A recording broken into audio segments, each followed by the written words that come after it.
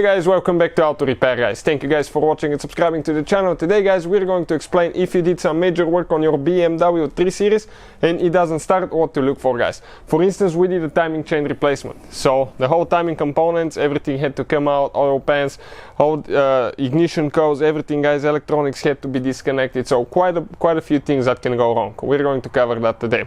Almost the same thing will apply if you're replacing cylinder head gasket, timing chain, anything major guys on your BMW 3 Series.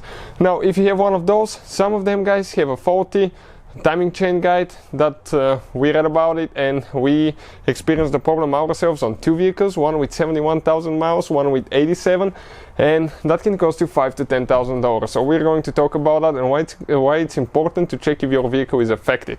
Before we start, let me tell you, if you guys need to buy any parts, tools for your BMW, check out the link in the description of the video below and you can see where you can get all that from for a really good price and quick shipping as well.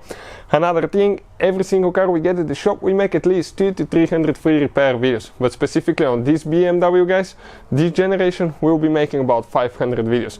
Why we do that? Because our mission at the shop is to save you as much money as we can. All we need guys in return, please subscribe to the channel and like the video. Okay, that being said guys, let's explain now. Those are affected by failing timing chain guides guys. We just replaced the timing chain ourselves. We thought it was good, took it apart.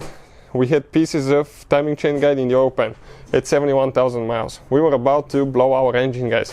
Another one that we have with the same engine, okay, through the timing chain, jumped the timing chain at 87,000 miles because of a broken timing chain guide.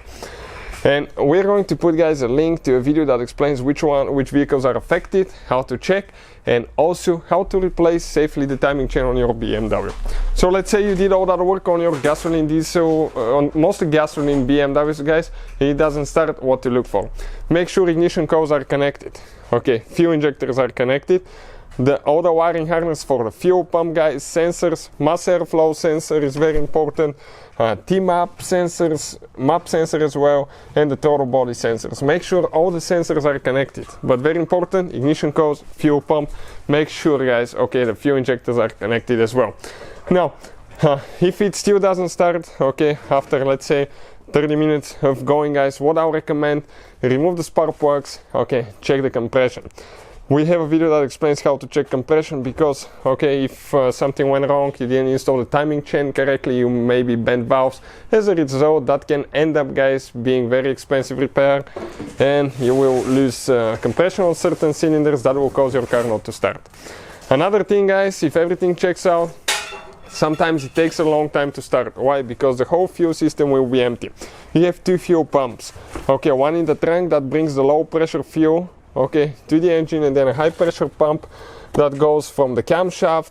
It's driven by the camshaft and it injects the fuel, delivers the fuel to the fuel injectors. So you have two fuel pumps, and when that system is empty, that's a high pressure pump guys, okay, it's going to take a little bit of time to actually get it there. So that's perfectly fine guys, okay, but don't crank for too long because you can overheat your engine starter and damage it. So if the car doesn't start in about 15 seconds, stop, give it about 2-3 minutes, go 15 seconds again.